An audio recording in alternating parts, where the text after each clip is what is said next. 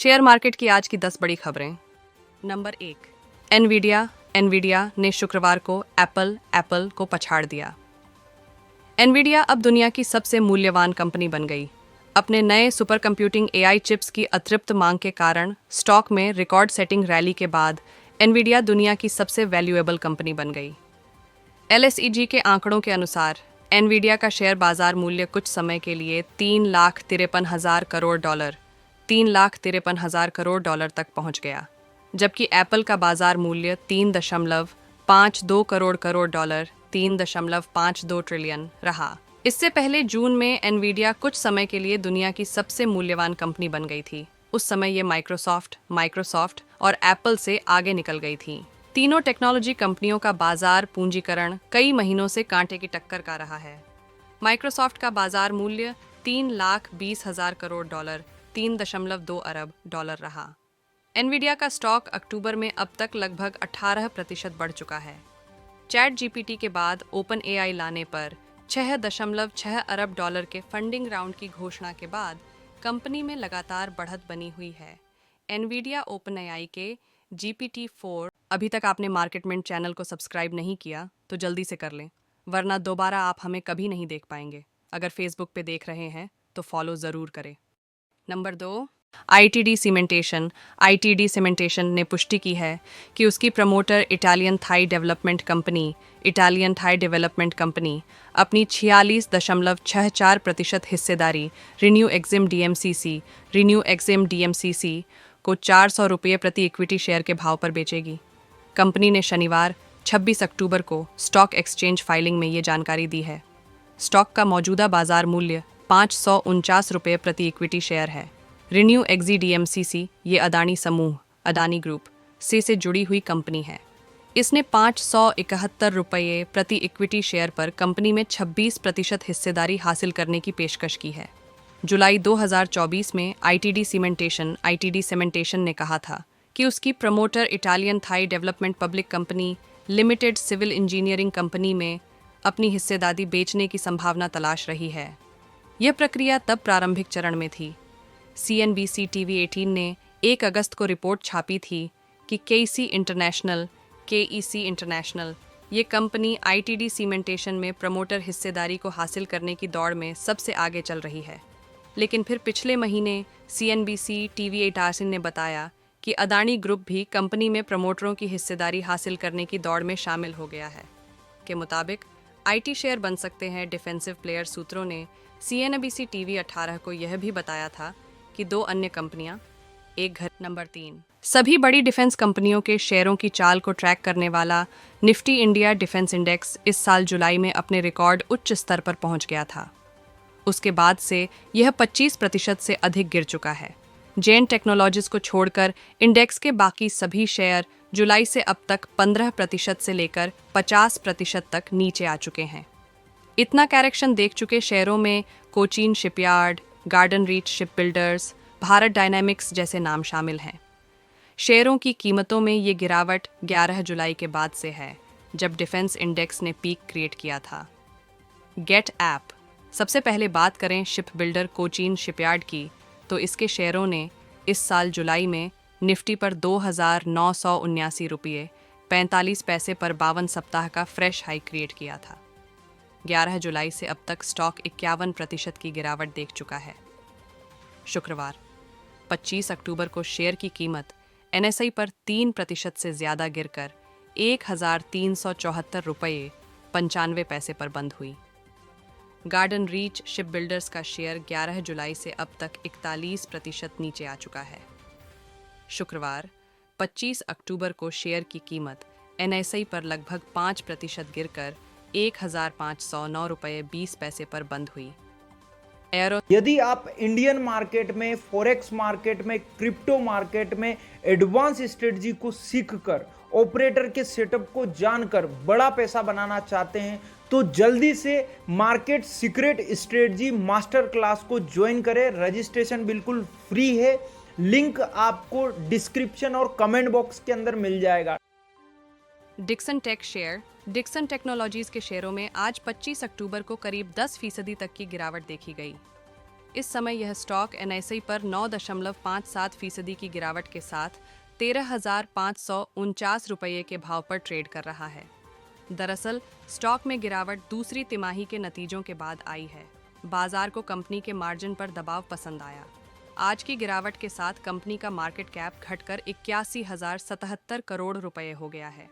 Brokerage firm Nomura ने कहा कि कंपनी के रिजल्ट अनुमानों से बेहतर रहे हैं। ब्रोकरेज हाउस ने कंपनी के लिए आय के अनुमानों को बढ़ा दिया है। बता दें कि जुलाई-सितंबर तिमाही में कंपनी के मुनाफे में सालाना आधार पर 260% का उछाल आया है।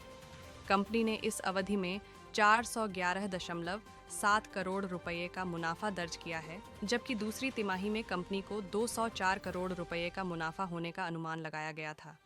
दूसरी तिमाही में कंपनी की आय 11,54,391 करोड़ रुपए पर रही है, जबकि एबिटडा 198 करोड़ रुपए से बढ़कर 198 करोड़ रुपए पर रही है।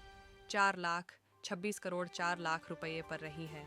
जापानी ब्रोकरेज फर्म नोमुरा ने डिक्सन टेक्नोलॉजीज के शेयर पर बाय कॉल दी है।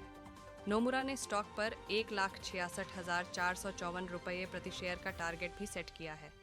कंपनी के रिजल्ट अनुमानों से बेहतर रहे हैं। ब्रोकरेज हाउस ने कंपनी के लिए आय के अनुमानों को बढ़ा दिया है। नोमुरा ने कहा कि दूसरे तिमाही में मोबाइल सेगमेंट के चलते नतीजे अच्छे रहे हैं। कंपनी FY27 में 4 करोड़ स्मार्टफोन बनाएगी। बड़ा गैप अप हो तो पीछा ना। Number 5, foreign institutional investors FII का मंथली आउटफ्लो 24 अक्टूबर को पहली बार 1 लाख करोड़ के पार चला गया। हालांकि डोमेस्टिक इंस्टीट्यूशनल इन्वेस्टर्स DII का इनफ्लो निवेश 97,000 करोड़ रुपए पर पहुंच गया। नेशनल स्टॉक एक्सचेंज NSE के प्रोविजनल आंकड़ों के मुताबिक इस दिन ट्रेडिंग के दौरान डोमेस्टिक इंस्टीट्यूशनल इन्वेस्टर्स DII ने 3,037 करोड़ रुपए के शेयर खरीदे, जबकि फॉरेन इंस्टीट्यूशनल इन्वेस्टर्स FII ने 4,159 करोड़ रुपए के शेयरों की बिक्री की। साथ ही डोमेस्टिक इंस्टीट्यूशनल इन्वेस्टर्स ने 15,203 करोड़ के शेयर खरीदे और 11,44 करोड़ के शेयर बेचे। इस बीच फॉरेन इंस्टीट्यूशनल इन्वेस्टर्स FIIs ने 14,210 करोड़ रुपए के शेयर खरीदे और 17,247 करोड़ रुपए के शेयर बेचे। इस साल अब तक FILs 2,39 करोड़ रुपए के शेयर बेच चुके हैं, जबकि DIIs ने 5,15,000 करोड़ रुपए के शेयरों की खरीदारी की है। सेंसेक्स 25 अक्टूबर को 662.87 अंकों यानी 0.83 की गिरावट के साथ 9,04,229 अंकों पर बंद हुआ, जबकि नेशनल स्टॉक एक्सचेंज NSE का निफ्टी सूचकांक 218.60 अंक यानी 0.90% नीचे गिरकर 24,180.80 पर पहुंच गया। निफ्टी में IndusInd bank, BPCL, Adani enterprises, Shriram finance और महिंद्रा एंड महिंद्रा के शेयरों में तेज़ गिरावट देखने को मिली, जबकि ITC, Sun Pharma, Britannia Industries, HUL और एक्सिस बैंक के। नंबर 6, why Axis Bank shares jump. Private sector के बैंक एक्सिस बैंक में आज खरीदारी का माहौल ऐसे समय में दिखा जब निफ्टी बैंक औंधे मुंह गिर गया। एक तरफ 12 बड़े बैंकों के शेयरों का उतार चढ़ाव मापने वाला निफ्टी बैंक 1% से अधिक टूट गया, वहीं दूसरी तरफ एक्सिस बैंक के शेयर करीब 3% उछल गए। इसके शेयरों में तेजी की वजह अमिताभ चौधरी को एक बार फिर से बैंक का MD और CEO के नाम को मंजूरी है। शेयरों की बात करें तो एक्सिस बैंक के शेयर आज BSE पर 1.69% की बढ़त के साथ 1,187 रुपये 50 पैसे के भाव पर बंद हुए हैं। इंट्राडे में यह 2.84% के उछाल के साथ 1,201.10 रुपये के भाव पर पहुंच गया था। एक बार फिर से एक्सिस बैंक से CEO बने अमिताभ चौधरी। एक्सिस बैंक ने गुरुवार को अमिताभ चौधरी को एक बार अगले 30 साल के लिए अमिताभ चौधरी को MD और CEO के तौर पर नियुक्ति किया है। उनका अगला कार्यकाल 1 जनवरी 2025 से शुरू होगा। बैंक ने एक्सचेंज फाइलिंग में जो जानकारी दी, उसके मुताबिक उनकी नियुक्ति को 26 जुलाई से शुरू होगा। 2024 को 30वें EGM में शेयर होल्डर्स ने मंजूरी दे दी थी। इसके बाद इसे केंद्रीय बैंक RBI के मंजूरी की ज़रूरत थी, जो अब मिल गई है। Number 7, Shriram finance limited. Shriram finance limited ने स्टॉक स्प्लिट का ऐलान किया है। कंपनी ने 25 अक्टूबर को अपनी बोर्ड मीटिंग में यह फैसला किया। कंपनी 10 रुपये की फेस वैल्यू वाले एक शेयर को 3 रुपये की फेस वैल्यू वाले 5 शेयरों में बांटेगी। आने वाले समय में स्टॉक स्प्लिट की रिकॉर्ड डेट के बारे में जानकारी दी जाएगी। श्रीराम फाइनेंस ने 25 अक्टूबर को फाइलिंग में बताया कि इसके लिए कंपनी के सदस्यों से मंजूरी ली जाएगी। कंपनी के शेयरों की फेस वैल्यू फिलहाल 10 रुपये है। श्रीराम फाइनेंस ने लिस्टिंग के बाद से कभी भी स्टॉक स्प्लिट नहीं किया है और न ही बोनस शेयर जारी किया है। कोई कंपनी आम तौर पर अपने बकाया शेयरों को बढ़ाने के लिए स्टॉक स्प्लिट पर विचार करती है। साथ ही इसका मकसद शेयरों को किफ़ायती बनाकर ट्रेडिंग लिक्विडिटी में सुधार करना है। श्रीराम फाइनेंस ने वित्त वर्ष 2024 से 25 के लिए 10 रुपये की फेस वैल्यू वाले शेयरों के लिए 22 रुपये प्रति शेयर अंतरिम डिविडेंड का ऐलान किया है। अंतरिम डिविडेंड के लिए रिकॉर्ड डेट 7 नवंबर 2024 तय की गई है। शेयरधारकों को डिविडेंड का भुगतान 24 अक्टूबर 2024 को किया जाएगा। इसके अलावा non banking financial company NBFC ने 25 अक्टूबर को दूसरी तिमाही के नतीजों का ऐलान किया। श्रीराम फाइनेंस लिमिटेड का शेयर 3.92 की गिरावट के साथ 3,118 रुपये पर बंद हुआ। इस साल अब तक कंपनी के शेयरों में 52% की बढ़त देखने को मिल चुकी है, जबकि पिछले एक साल में इसमें 70% का इजाफा रहा। Number 8, bonus alert. 3 कंपनियां जल्द ही निवेशकों को बोनस शेयरों का तोहफा देने वाली हैं।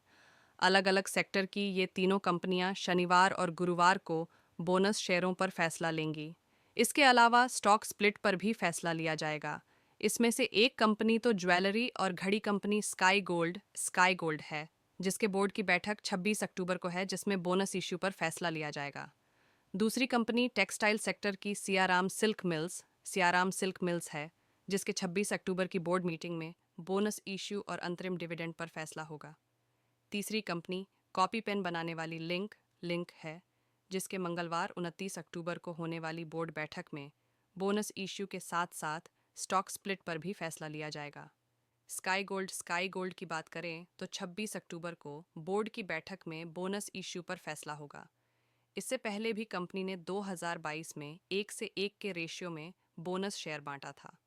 शेयरों की बात करें तो इसने निवेशकों की धड़ाधड़ कमाई कराई है। गुरुवार को यह 5% के अपर सर्किट 3,571 रुपये 15 पैसे पर बंद हुआ था।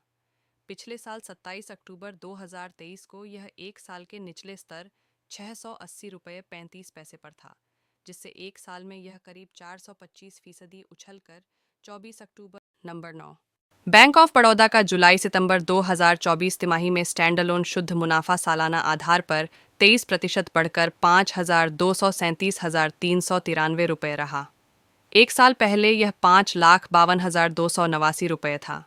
कुल इनकम एक साल पहले के मुकाबले 10% बढ़कर 3,55,444.7 करोड़ रुपये हो गए, जो सितंबर 2023 तिमाही में 3,20,375 करोड़ रुपये थी। ऑपरेटिंग एक्सपेंस सालाना आधार पर बढ़कर 7,23,647 करोड़ रुपये पर पहुंच गए, जो एक साल पहले 6,62,113 करोड़ रुपये पर थे। बैंक की शुद्ध ब्याज आय सालाना आधार पर 7.3% बढ़कर 11,622 करोड़ रुपये हो गई, जो नंबर 10, 25 अक्टूबर को भारतीय बाजार वीकली आधार पर लगातार चौथे हफ्ते गिरावट लेकर बंद हुआ। अगस्त 2023 के बाद सबसे लंबी वीकली गिरावट रही है। इस हफ्ते बाजार में मिड कैप और स्मॉल कैप इंडेक्स में दिसंबर 2022 के बाद सबसे बड़ी वीकली गिरावट रही। इस हफ्ते BSE लिस्टेड कंपनियों का 20 लाख करोड़ रुपए से ज़्यादा का मार्केट कैप साफ हुआ है। बता दें कि 25 अक्टूबर को ख़त्म हुए हफ्ते सेंसेक्स में 2.24% की गिरावट देखने को मिली, जबकि निफ्टी बैंक में 2.51% की गिरावट रही। 25 अक्टूबर को ख़त्म हुए हफ्ते में निफ्टी मीडिया इंडेक्स 7.24% गिरा, जबकि मेटल इंडेक्स में 7.23% की गिरावट रही। वहीं Nifty realty index 6.97%, oil and gas index 6.21%, यदि आप Indian market, forex market, crypto market के हर बड़े मूव को पकड़ना चाहते हैं और बड़ा पैसा बनाना चाहते हैं तो जल्दी से हमारे फ्री प्राइवेट ग्रुप को ज्वाइन करें। इसका लिंक आपको इस वीडियो के डिस्क्रिप्शन और कमेंट बॉक्स में मिल जाएगा। ये ग्रुप बिल्कुल फ्री है और ऑफर लिमिटेड टाइम के लिए है, जल्दी करें।